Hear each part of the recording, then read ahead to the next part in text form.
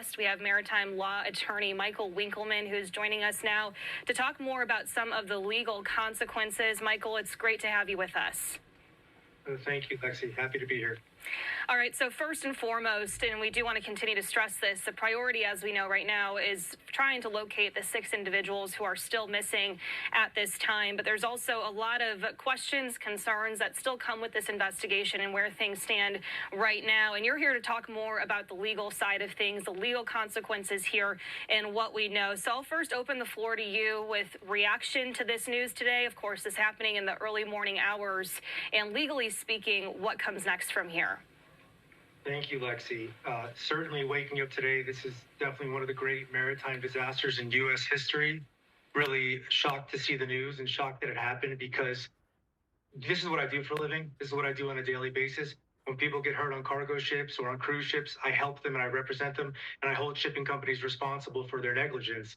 Here, things like this just don't happen that often. It seems like there were clear failures as it relates to the propulsion system, and it must have just happened at the absolute worst time, because there should have been enough speed where they could have taken evasive action. There should have been enough time where they could have dropped anchor to stop. There really should have been redundancies in place to be able to have prevented this incident. And the main question will be why it is that happened. Yeah, and I think you're going to help us understand some of these different details that maybe most of us don't think of on a daily basis. We're speaking with a guest just a little bit ago here, talking about how this type of transportation, this is something that many people maybe take for granted on a daily basis, just how seamlessly they are able to travel. And for something like this to occur and to have such great impacts for many months to come, obviously there's a lot of concern with this. I do want to ask you, though, about the details we know so far. The power outage that allegedly happened right before the Mayday was issued, and ultimately that Mayday, according to officials, really was key in helping them stop other traffic from continuing on onto the bridge before the collapse occurred here. So when it comes to that power outage, I mean, what types of preparations are in place, safety procedures, things of that nature? What goes into effect here, if power goes out? How are crew members trained to react to that? So there is no vessel like this that doesn't have literally a Bible full of policies and procedures that are designed to deal with exactly this type of scenario. And I just think this was the ultimate combination of factors that allowed it to happen. What's noteworthy is there's what's called a harbor pilot on the vessel. In fact, there may have been 2. This is a person whose singular job is they live in Baltimore or they live in that port. Their job is when this vessel is off on the coast, they take a smaller boat, they join the vessel, and they're the ones that actually steer it into the port. Why? Because that's their expertise. That's what they know how to do. That's what they're trained to do. And the singular reason that they are required by law to do this is to make sure that accidents like this don't happen. So clearly the pilot and or pilots on this vessel are going to be the star witness in this investigation, and ultimately any legal ramifications or lawsuits that come from it, which will be a ton of them. But in terms of policies and procedures, there should have been redundancies in place. If propulsion was lost, if you have enough momentum going forward, they should have been able to steer. I think there was some ability to steer, because you can see clearly from the direction it went that it was veering off in one direction. I would have to assume they were trying to ground, and intentionally ground, rather than intentionally trying to obviously hit this bridge. Sure, and going off of that, is it difficult to verify if it was the power outage that caused this? No. Frankly, I don't think this will be a particularly difficult investigation for the NTSB, Coast Guard, FBI. I know there's a lot of different agencies involved when you're dealing with a disaster of this magnitude.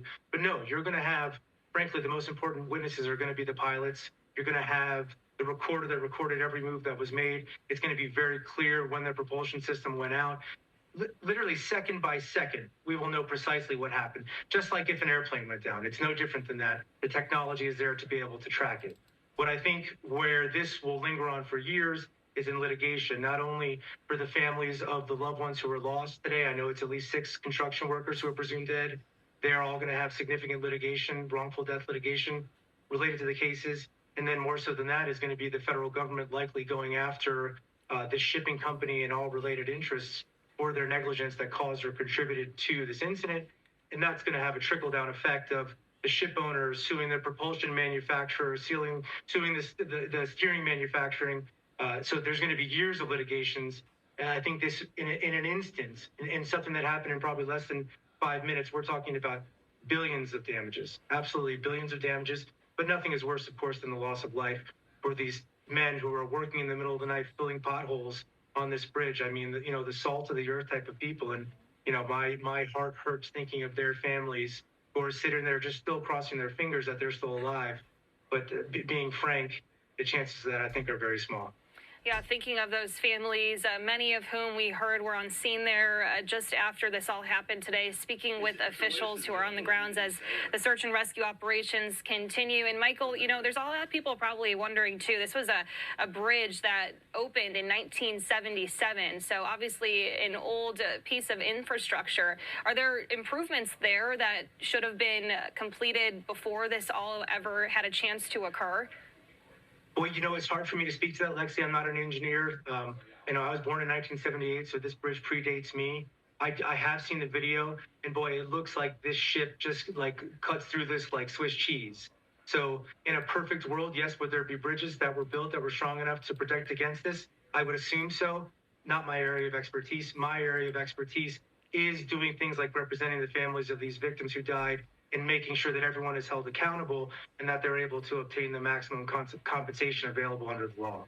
Sure, yeah. And my question more so, I guess, was just thinking of how that could play a role in a legal battle, knowing that this was an older bridge that opened in 1977. But I know there's a lot of moving parts here, and it can be difficult to address all of them. Is there anything else that you'd like to share when it comes to just the legal side of things? What comes next from here? Obviously, we're just at the beginning stages right now. Well, we are so early. I mean, to me, as it relates, there's obviously going to be the investigation phase, and then we're going to move to the litigation phase. I think as it relates to the families who lost their loved ones, it's something of a well-known process. It's something that I handle on a daily basis. Yes, this company is from Singapore, but doing what I do as a maritime attorney, we handle cases literally all over the world. The only silver lining for these families is that this did happen in Baltimore. It did happen in a U.S. court. They will be able to have cases against this company in the United States. They will be entitled to the full panoply of damages that are available to them. I think the litigation as it relates to the federal government against this company, that will be something very interesting to see. I heard President Biden already comment that the federal government was going to step in to rebuild it, but I think he meant that more in terms of just, let's get this done ASAP. And then once they're able to rebuild it, then they will seek to be able to go after the responsible entities. But I can tell you there's a number of shipping interests, there's a number of insurance and reinsurance interests that are really having a really tough day. And frankly, when it comes to negligence like this, they need to be held accountable. Yeah, absolutely. And we really appreciate having you on to share more of that perspective. Obviously, such a tragedy for something like this to occur, something that you don't ever really seem to think could happen. And yet here we are talking about it. And we're certainly thinking of all of the families impacted at this time. Michael, thanks so much for joining us to talk more about this. We really appreciate all you had to say today. Thank you for having me, Lexi.